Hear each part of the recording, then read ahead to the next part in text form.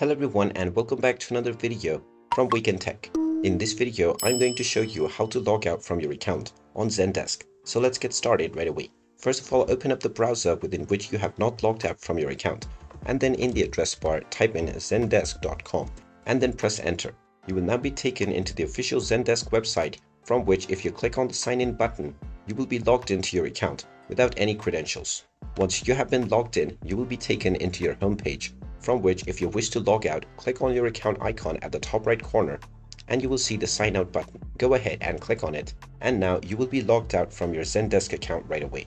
If you wish to log back into your account, you will simply need to enter your email address followed by your account password, and once you click on sign in, you will be logged back into your account right away. And there you have it.